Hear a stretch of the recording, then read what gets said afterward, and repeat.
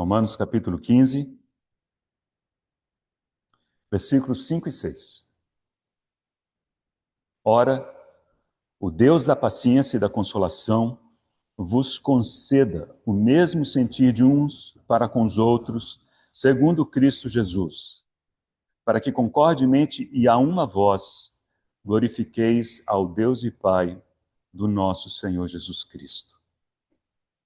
Senhor, nós bendizemos o Teu nome, Senhor, pelo tempo que estivemos juntos diante da Tua mesa. Senhor, pela realidade da Tua vida, pela realidade da Tua condução. Senhor, porque nenhum de nós estaria aqui não fosse o Senhor. Ó Senhor, como nós somos gratos a Ti.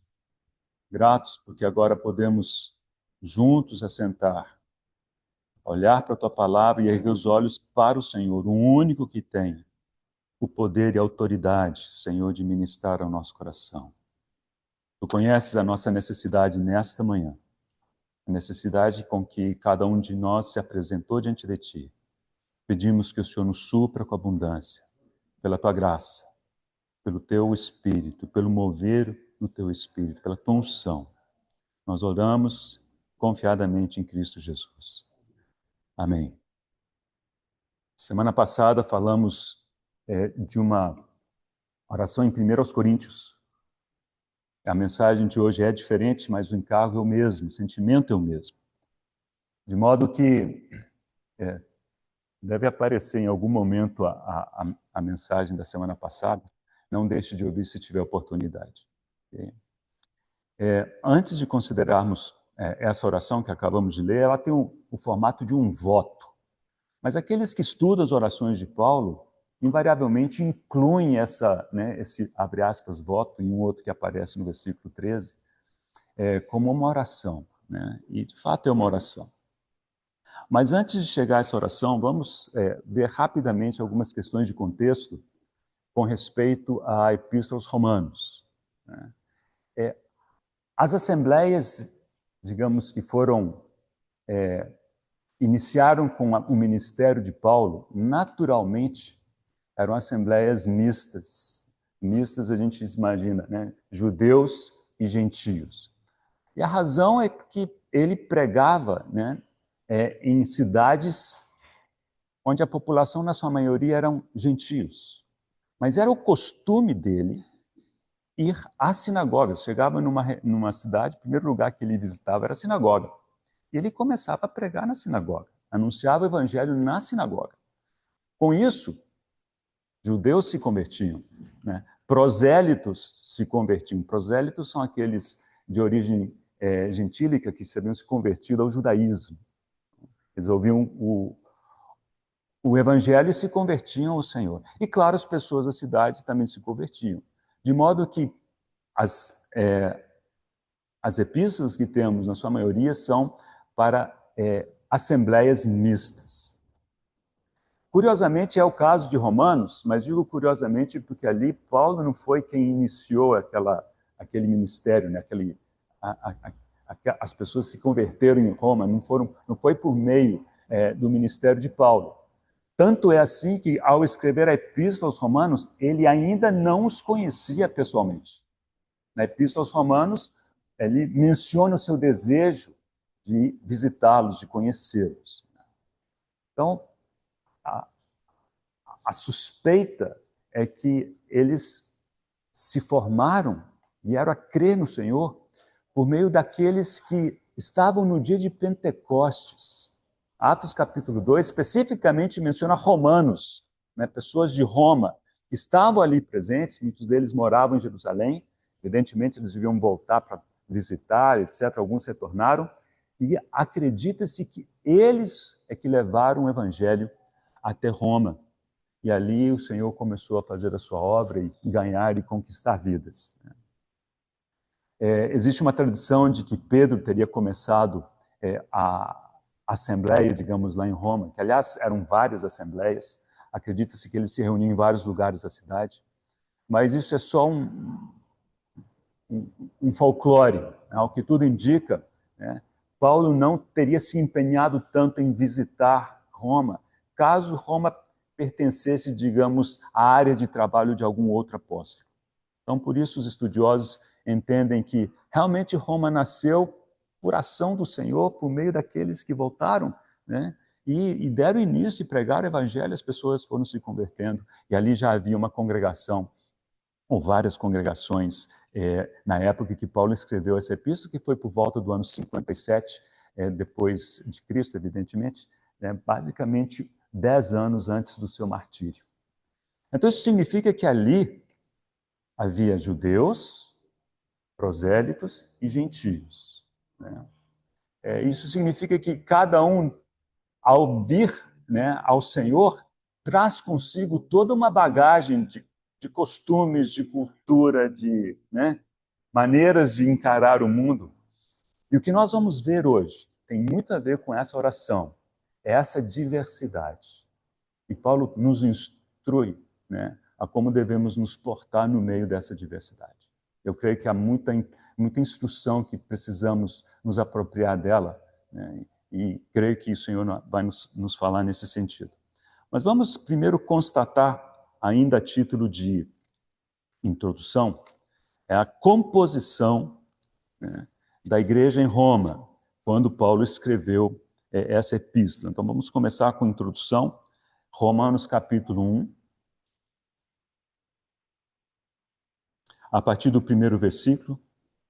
Paulo, servo de Jesus Cristo, chamado para ser apóstolo, separado para o evangelho de Deus, o qual foi por Deus outrora prometido por intermédio dos seus profetas nas sagradas escrituras, com respeito a seu filho, o qual segundo a carne veio da descendência de Davi e foi designado filho de Deus com poder, segundo o espírito de santidade pela ressurreição dos mortos, a saber, Jesus Cristo, nosso Senhor, por intermédio de quem viemos a receber graça e apostolado por amor do seu nome, para obediência por fé entre todos os gentios. Prestem atenção agora. De cujo número sois também vós chamados para serdes de Jesus Cristo. Então, especificamente, ele menciona os gentios e fala assim, olha, vocês vieram deles. Desse número também sois vós. Então, aqui está claro que, ao menos parte da Assembleia era composta de gentios. Capítulo 2. Capítulo 2 de Romanos, a partir do versículo 17. Observe agora, ele vai se referir aos judeus. Então, com isso, nós temos a constatação de que ali havia tanto gentios como judeus. Versículo 17 do capítulo 2. Se, porém, tu que tens por sobrenome judeu e repousas na lei, e te glorias em Deus, que conheces a sua vontade e aprovas as coisas excelentes, sendo instruído na lei, que estás persuadido de que és guia dos cegos, luz dos que se encontram em trevas, instrutor de ignorantes, mestre de crianças, tendo na lei a forma da sabedoria e da verdade, tu, pois, que ensinas a outrem, não te ensinas a ti mesmo? Tu que pregas que não se deve furtar, furtas? Dizes que não se deve cometer adultério e o cometes? Abominas os ídolos e lhes roubas os templos?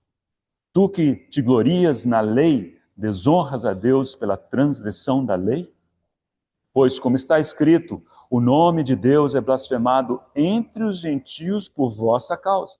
Está falando aos judeus. Versículo 25. Porque a circuncisão tem valor se praticares a lei.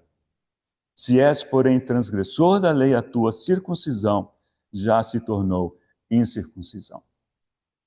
Então, nós acho que não há qualquer dúvida que está se dirigindo a judeus. Então, temos esses dois grupos, né, que receberam essa epístola aos romanos. Então, antes da gente ir lá para os lados da oração, só comentar o seguinte, porque o capítulo 3 foi uma coisa muito bonita, né? Nós vamos dar alguns poucos versículos para mostrar isso.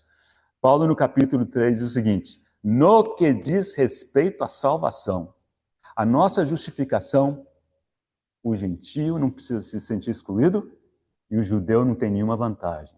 Estão todos em pé de igualdade. E todos só têm um caminho para a justificação. Isso é pela fé em Cristo Jesus. Então, capítulo 3 começa, versículo 1. Qual é, pois, a vantagem do judeu? Ou qual a utilidade da circuncisão? Ele vai desconstruir qualquer tipo de ilusão de que, porque eu sou judeu, eu estou na frente, estou na vanguarda. Negativo. Versículo 9. Que se conclui? Temos nós qualquer vantagem? Não, de forma nenhuma. Pois já temos demonstrado que todos, tanto judeus como gregos, estão debaixo do pecado. Como está escrito, não há justo nenhum sequer. Não há quem entenda, não há quem busque a Deus. Todos se extraviaram, a uma se fizeram inúteis. Não há quem faça o bem, não há nem um sequer.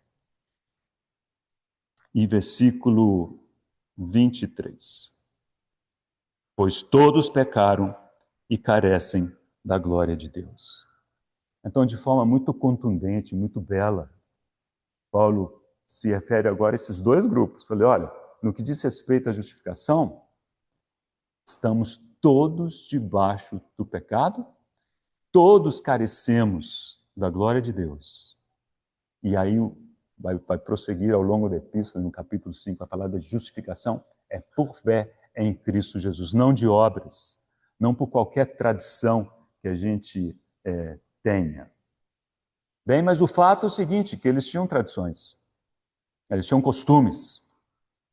E indo agora para a região da oração, chamar a atenção, nós lemos 2 versículos no capítulo 15, mas do capítulo 14, versículo 1, até o capítulo 15, versículo 13, isso é um único bloco, é um único trecho, né?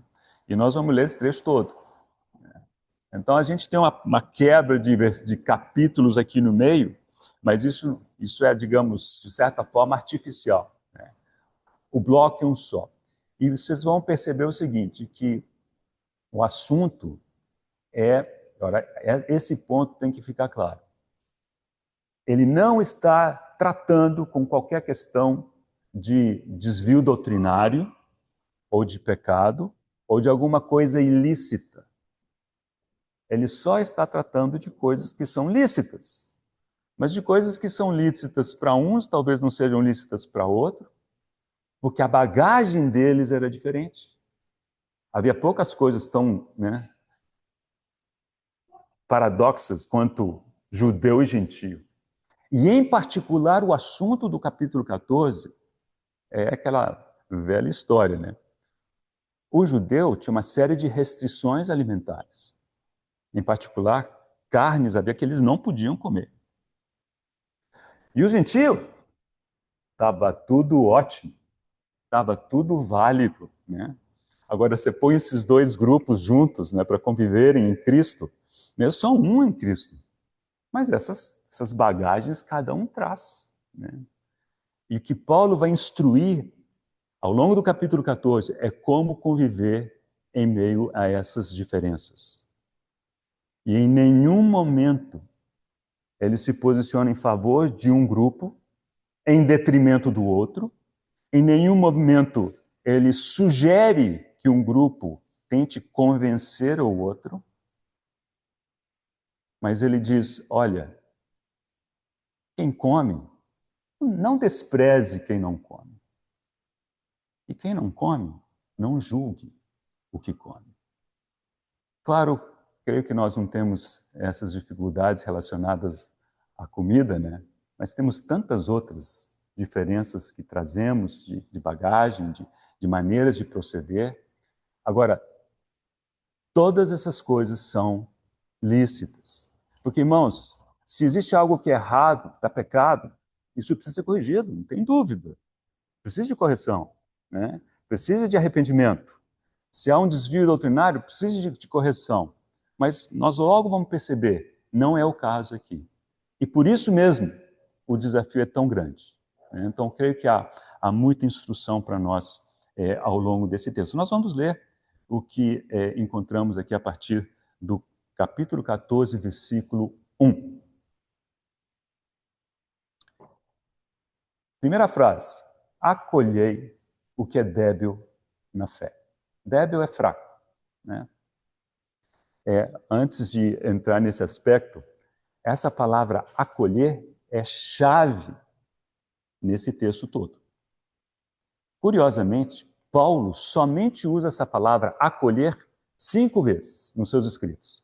4 delas estão nesse texto. A 5ª vez, os irmãos vão lembrar, quando ele escreveu para Filemon em favor de Onésimo, ele disse assim: recebe-o como se fosse eu mesmo. Esse recebe-o é acolher, é a mesma palavra aqui. Então, essas são as 5 ocorrências. E ela é chave, é acolher, significa receber. E diz, recebei o que é débil na fé. Agora, sem entrarmos em detalhes, nós vamos entrar, mas vamos parar aqui, gerar um certo suspense. Ele está falando para 2 grupos. E daqui a pouco ele vai chamar um de forte e outro de fraco. Corajoso, né? Hoje não é politicamente correto chamar alguém de fraco. Paulo não estava com essas restrições, né? Mas se você tivesse que decidir, né, quem que é o débil na fé, quem iria para o judeu, quem que iria para os gentios, né? A nossa tendência é fazer, não, os gentios, né, os judeus, né, acabamos de ler no capítulo 2, os caras se achavam, né, se achavam. Mas o texto mesmo responde, acho que nós não precisamos ficar imaginando. Acolhei o que é débil na fé, não, porém, para discutir opiniões. Acolha, não discuta. Não discuta. Para que discutir? Isso é uma questão de consciência, de postura, de costume. Você não vai mudar isso discutindo, né? Um crê que tudo pode comer. Quem que cria que tudo podia comer? Os gentios. Mas o débil come legumes. Aqui está claro, né? O débil, nesse aspecto, são os judeus. São os judeus. Quem come não despreza o que não come, e o que não come não julga o que come. Porque Deus o acolheu. Olha a palavrinha-chave ali, acolheu. Quem és tu que julgas o servo alheio? Irmãos, antes de vocês julgar um irmão, lembre o seguinte, essa pessoa tem Senhor. Você não é o Senhor dela. Ela tem Senhor, ela tem a quem responder. Ela vai ter que responder. Daqui a pouco nós vamos encontrar esse versículo, né, do tribunal de Deus. Ela tem a quem responder. Então, por que nós vamos entrar com juízo? Para o seu próprio Senhor está em pé ou cai, mas estará em pé, porque o seu Senhor é poderoso para suster. Um faz diferença entre dia e dia, outro julga iguais todos os dias. Aqui era outra questão. Os judeus tinham todo o seu calendário, né, até hoje, né, aquelas festividades, etc., e os sábados. O gentio, não tinha nada disso, não fazia essas distinções, né? Cada um tem a opinião bem definida em sua própria mente. E essa opinião ela tem que ser formada à luz do seu Senhor. No versículo anterior. Não é você ter a sua opinião porque ela é sua e pronto. Não, mas entende-se que é uma coisa que cresceu e nasceu, né, e foi cultivada aos pés do Senhor. Quem distingue entre dia e dia, para o Senhor o faz. Quem come, para o Senhor come, porque dá graças a Deus. E quem não come, para o Senhor não come, e dá graças a Deus. Porque nenhum de vós vive para si mesmo, nem morre para si. Porque se vivemos, para o Senhor vivemos. Se morremos, para o Senhor morremos. Quer, pois, vivamos ou morramos, somos do Senhor. Então, irmãos, qualquer coisa que formos fazer, tem que ser para o Senhor. Essa é a grande regra. Tem que ser para o Senhor, né? E é claro que muitas escolhas nossas fazem parte da nossa bagagem. Se for uma questão de estar errado, precisa de correção. Mas se é simplesmente costume, bagagem, preferências, vamos nos respeitar, ok? Versículo 9. Foi precisamente para esse fim que Cristo morreu e ressurgiu, para ser Senhor tanto de mortos como de vivos. Tu, porém, por que julgas o teu irmão? E tu, por que desprezas o teu? Está falando para os dois grupos aqui. Primeiro tu é para um grupo, o segundo tu é para o outro grupo. Então está todo mundo aqui. Pois todos compareceremos perante o tribunal de Deus. Essa aqui é uma das únicas duas vezes que Paulo usa o tribunal. Aqui ele fala de tribunal de Deus. Em 2 Coríntios, o termo é tribunal de Cristo. Isso aqui nada tem a ver com o trono de juízo lá de Apocalipse, capítulo 20. Né? Aqui realmente é aquele momento em que nós vamos prestar contas do que fizemos, né, do nosso tempo, dos nossos recursos, com o nosso corpo. Como está escrito, por minha vida, diz o Senhor, diante de mim se dobrará todo o joelho e toda língua dará louvores a Deus. Assim, pois, cada um de nós dará contas de si mesmo a Deus. Versículo 13. Não julguemos mais uns aos outros. Pelo contrário, tomai o propósito de não pôr tropeço ou escândalo ao vosso irmão. Aqui entra um ingrediente novo. Não é simplesmente dizer, olha, eu tenho clareza, é assim, é assado, eu não tenho problema, eu estou livre em Cristo. Tudo isso é verdade. Mas ele vai argumentar o seguinte, mas se o que você fizer causar tropeço para o seu irmão, aí você já está errado. O irmão disse sim, que há algo maior do que a liberdade em Cristo. Esse é o amor do cristão.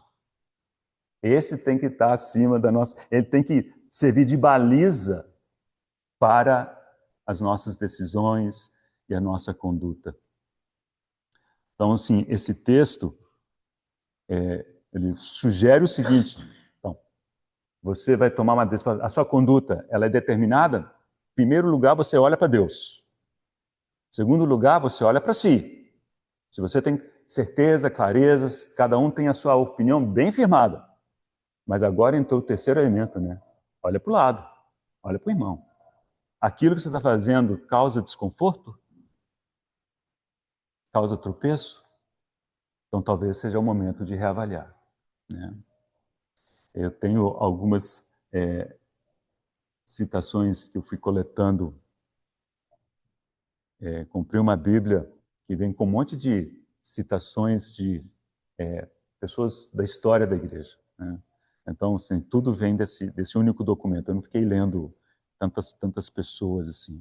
Mas com respeito a esse versículo 13, não nos julguemos mais uns aos outros, pelo contrário, tomai o propósito de não pôr tropeço ou escândalo ao vosso irmão. O Philippe Melanchthon, ele era um grande amigo de Lutero. Lutero possivelmente o considerasse o mais íntimo dos seus amigos. Era o seu confidente. Tem muitas cartas que ele escreveu para esse Filipe, né, abrindo o seu coração. E esse Philippe Melanchthon tem um comentário do livro de Romanos, publicado em 1540. Essa frase vem de lá, segundo essa Bíblia. Eu não tenho como verificar isso, não. Ele diz assim, pessoas estritas demais afastam muitos outros do Evangelho e frequentemente entristecem o Espírito Santo. Devemos ser cuidadosos para não fazer isso. Não sermos estritos demais, não sermos rigorosos demais, né? Para não corrermos o risco de causar tropeço aos demais e esfriarmos a consciência dos demais, né? Entristecer o Espírito Santo. Versículo 14. Eu sei e estou persuadido no Senhor Jesus de que nenhuma coisa é de si mesmo impura, salvo para aquele que assim a considera. Para esse é impura. Então observa que esse versículo, nós não podemos tirar ele do contexto. Ele não diz que absolutamente tudo é puro. Não. As coisas com as quais ele está lidando nesse texto, que são as questões dos costumes, desses costumes que ele está lidando, nenhum daqueles costumes era impuro. A menos que a pessoa achasse que era impuro.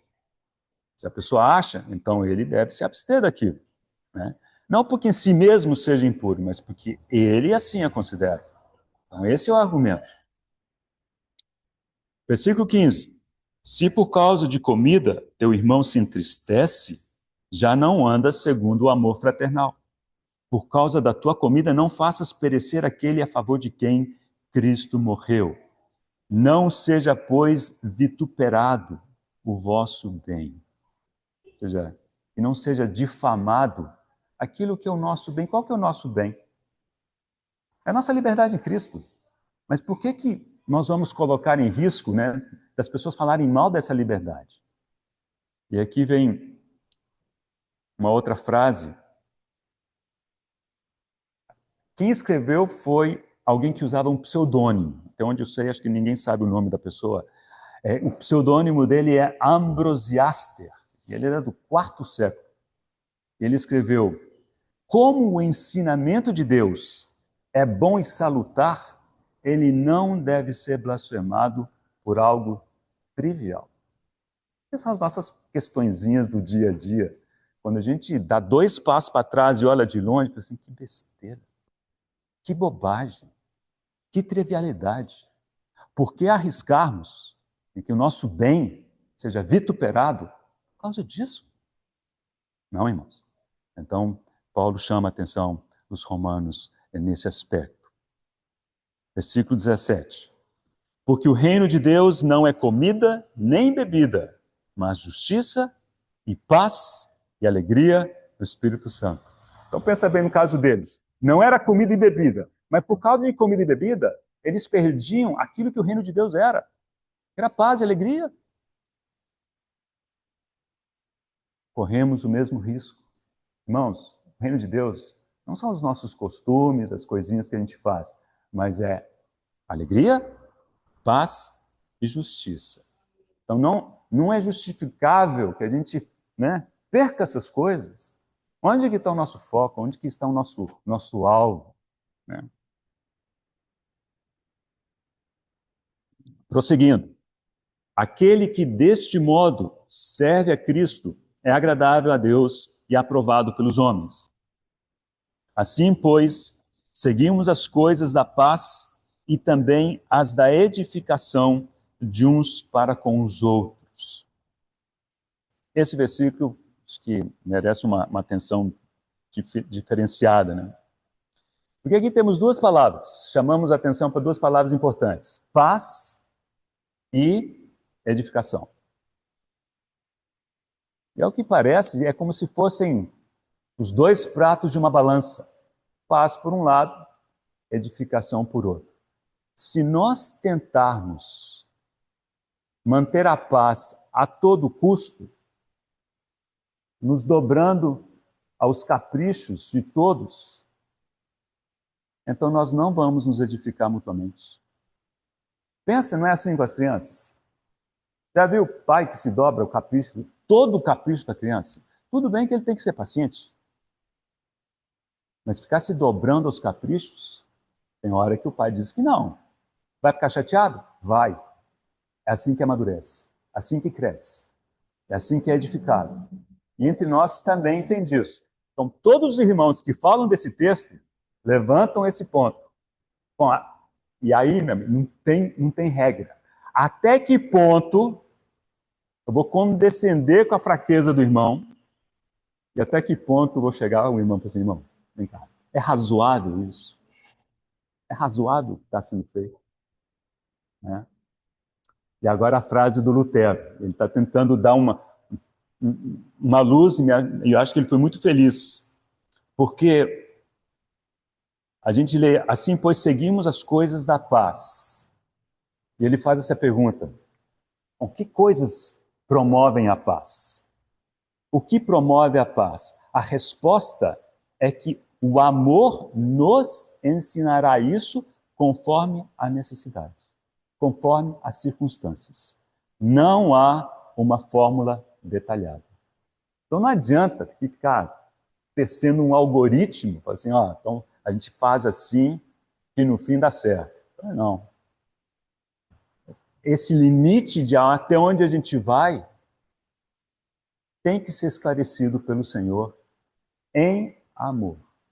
Em amor uns pelos outros. E em amor, a gente crê que essas coisas acabam ficando mais claras, né? Então, essa é a palavra do Lutero sobre esse versículo. No seu comentário no livro de Romanos também. Prosseguindo, versículo 20. Não destruas a obra de Deus por causa da comida. Todas as coisas, na verdade, são limpas, mas é mal para o homem comer com escândalo. É bom não comer carne, nem beber vinho, nem fazer qualquer outra coisa com que teu irmão venha a tropeçar, ou se ofender, ou se enfraquecer. A fé que tens, tenha para ti mesmo, perante Deus. Bem-aventurado é aquele que não se condena naquilo que aprova. Frase do Charles Hodge, comentário de Romanos, publicado em 1871, a respeito desse versículo 22. Uma consciência iluminada assegura a liberdade da alma da escravidão da opinião dos homens e das dores autoimpostas por um estado mórbido de culpa. Então, essas coisas a gente evita por uma consciência esclarecida, né? E essa clareza a gente tem que ganhar aos pés do Senhor e à luz da sua palavra. Bem, então vamos ao versículo 23, e assim a gente encerra o capítulo 14. Mas aquele que tem dúvidas é condenado se comer. Observe que no 22 ele havia falado de que cada um tem que ter certeza, tem que estar tranquilo em si. Agora, se alguém tiver dúvida, é condenado se comer, porque o que faz não provém da fé, e tudo que não provém de fé é pecado.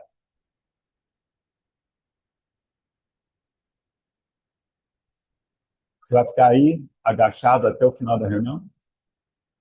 Aí eu fico nervoso. Vou ficar aflito, velho. Ok.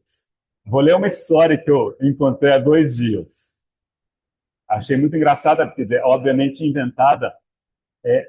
Quem escreveu essa... Quem escreveu? De onde eu li foi Monstrog.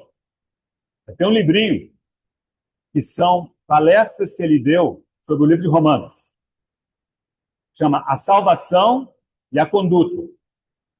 Na primeira parte da salvação, ele aborda Romanos capítulos de 1 a 8, e a conduta ele pega Romanos de 12 a 15.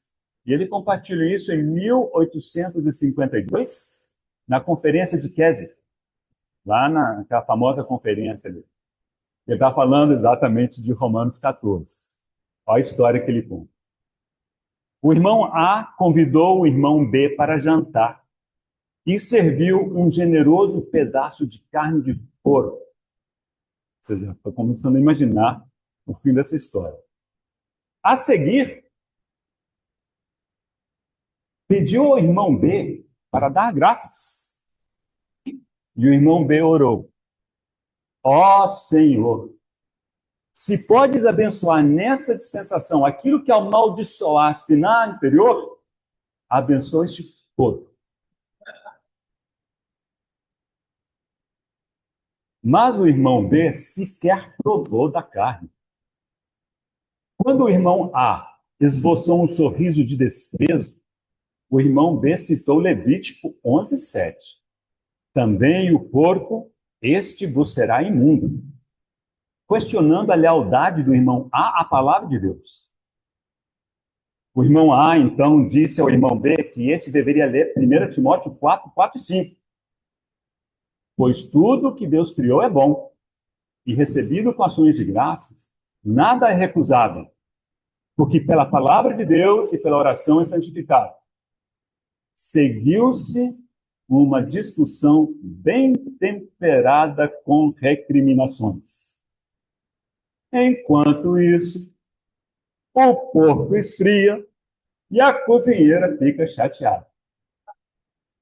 Os irmãos agitados apegaram-se a seus pontos de vista em vez de a seus pedaços de carne. A comunhão foi quebrada e o irmão A não mais convidou o irmão dele para jantar. Acho que resume bem, né, o ponto desse capítulo 14 de Romanos. E foi ele que disse assim: há algo ainda mais elevado que a liberdade cristã, o amor cristão. Agora sim, vou ser breve, chegamos à região desse texto, capítulo 15, onde encontramos a oração. Versículo 1. Ora, nós que somos fortes, devemos suportar as debilidades dos fracos.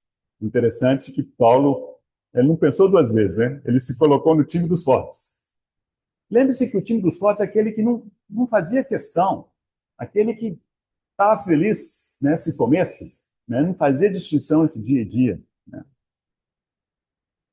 Agora diz, nós devemos suportar as debilidades dos fracos, ou dar suporte, e não agradar-nos a nós mesmos. Esse é um teste importante. Por que a gente faz certa coisa? É porque eu quero, para me agradar. Então ele fala assim, olha, agrade seu irmão, não se agrade. Né? Portanto, cada um de nós agrade ao próximo no que lhe é bom para a edificação. Porque também Cristo não se agradou a si mesmo. Antes, como está escrito, as injúrias do que te ultrajava caíram sobre mim. Pois tudo quanto outrora foi escrito, para o nosso ensino foi escrito, a fim de que pela paciência e pela consolação das Escrituras tenhamos esperança. Ora, o Deus da paciência e da consolação vos conceda o mesmo sentir. Agora entendemos bem. O foco da oração de Paulo estava orando para Deus, dar o mesmo sentir. Irmãos, não ia adiantar nada ele pedir isso para os irmãos, que ele sabe que não está no nosso poder mudar o nosso sentir. Então ele foi direto a Deus. Que ele concedesse o mesmo sentir. De uns para com os outros, segundo Cristo Jesus, para, tem um objetivo aqui, que concordemente, ou seja, em concordância, e a uma voz, glorifiqueis a Deus e Pai de nosso Senhor Jesus Cristo. Tem uma frase aqui, a frase é do Rod, mas é o Pink que cita o Rod. Olha o que ele diz. Aqui o mesmo sentir não significa uniformidade de opinião.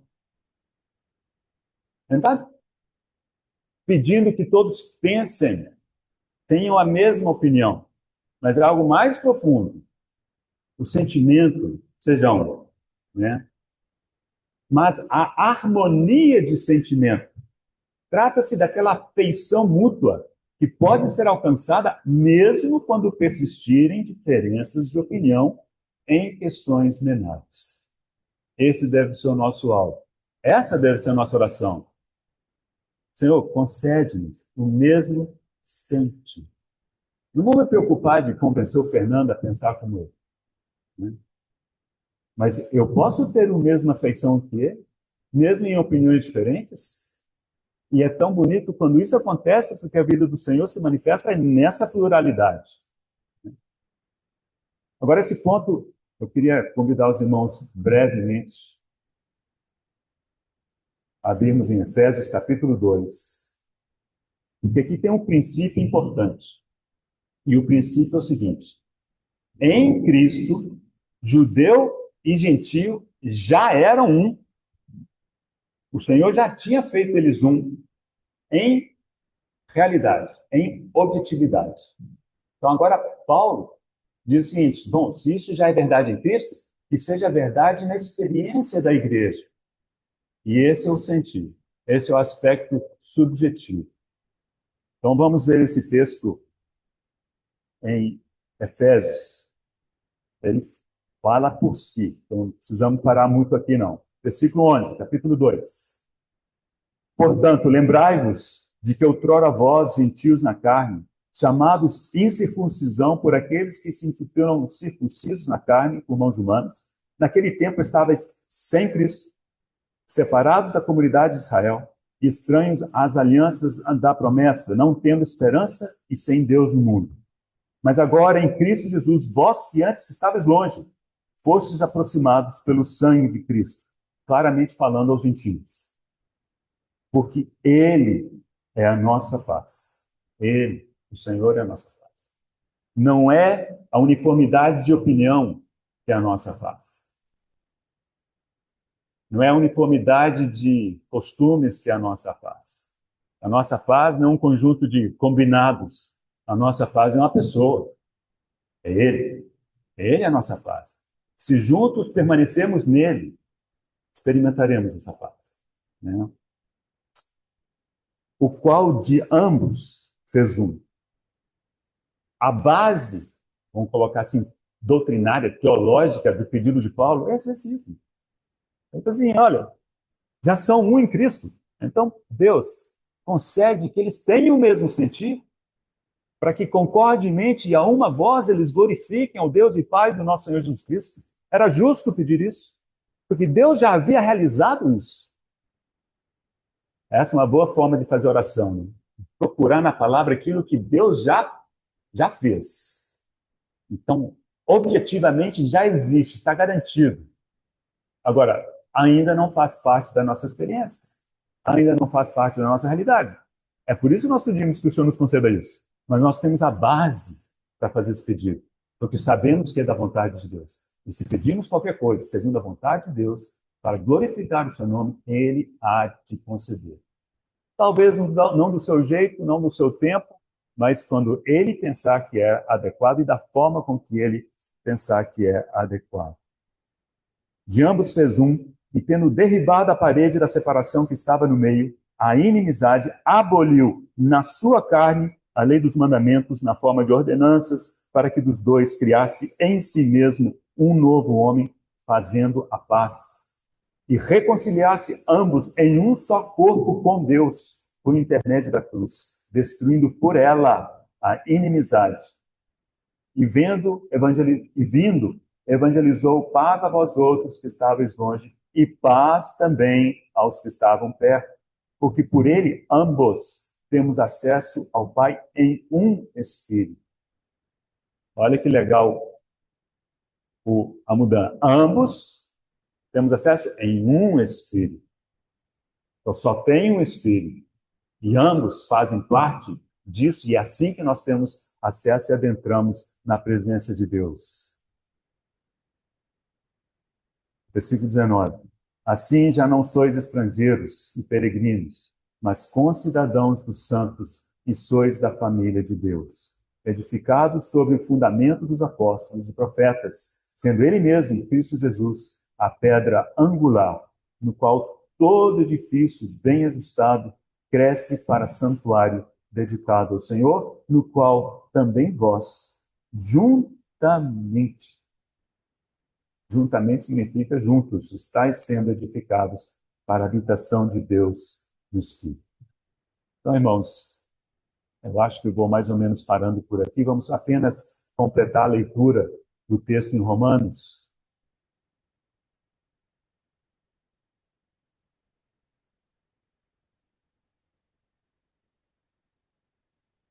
Então, terminamos com a oração dos versículos 5 e 6.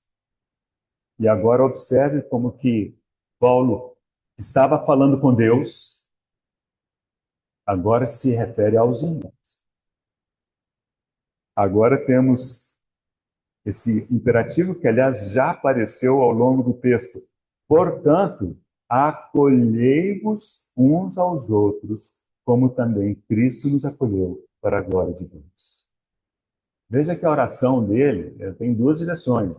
Por um lado, ele pede a Deus que nos conceda aquilo que só Deus pode conceder, que é o mesmo sentir. Mas o acolher um ao outro, minha amiga, essa peteca está do nosso lado. Então Paulo diz, acolhei-vos. Acolhei-vos. Né? Recebei-vos mutuamente. Digo, pois, que Cristo foi constituído ministro da circuncisão em prol da verdade de Deus, para confirmar as promessas feitas aos nossos pais. E agora o que ele faz é pegar uma série de promessas em que estava previsto que os gentios seriam incorporados à igreja. Versículo 9, para que os gentios glorifiquem a Deus por causa da sua misericórdia, como está escrito. Por isso eu te glorificarei entre os gentios e cantarei louvores ao teu nome. E também diz, alegrai-vos, ó gentios, com o seu povo. E ainda, louvai ao Senhor, vós todos os gentios, e todos os povos o louvem. Também Isaías diz, haverá a raiz de Jessé, aquele que se levanta para governar os gentios, nele os gentios esperarão. Eu fico pensando, talvez, os judeus naquela congregação, de vez em quando parassem e pensassem assim, estava tão bom antes desses gentios de aparecer aqui com a comilança de carne, né? Com confusão, né?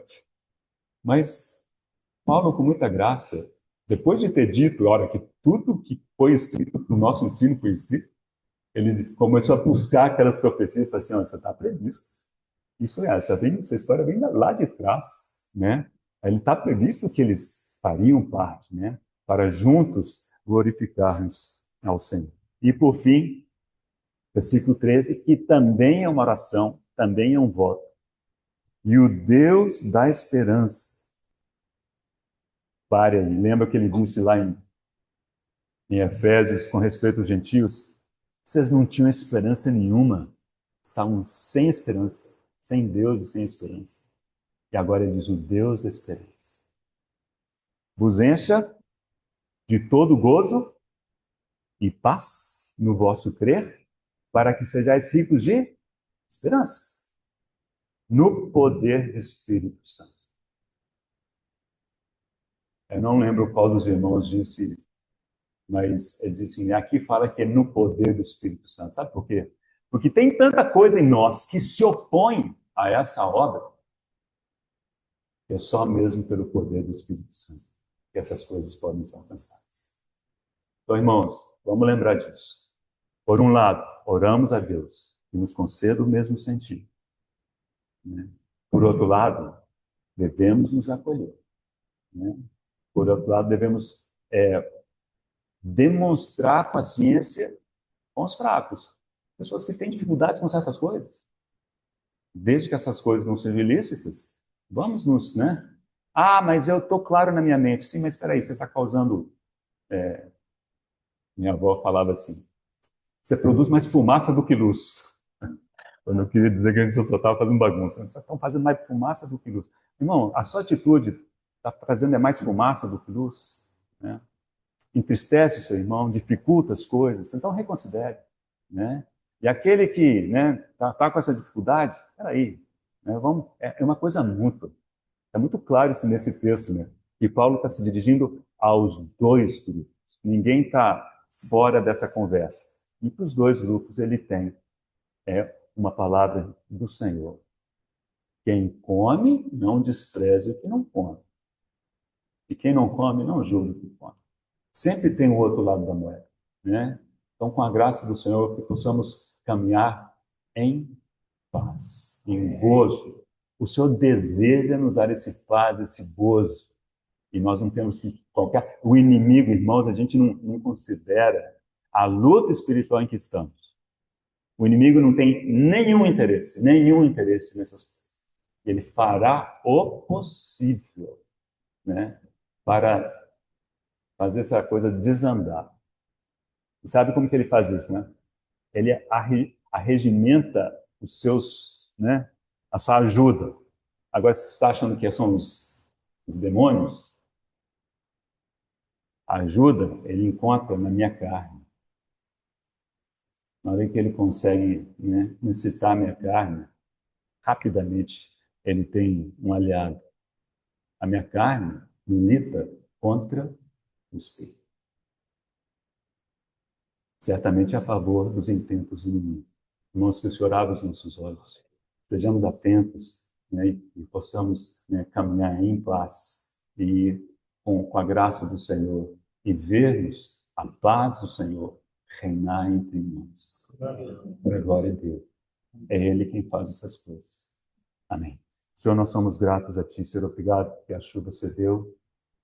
Pedimos, Senhor, nos dê chuva na medida certa. Amém. Ó Senhor, nós damos graças pela tua palavra. Senhor, fala no nosso coração.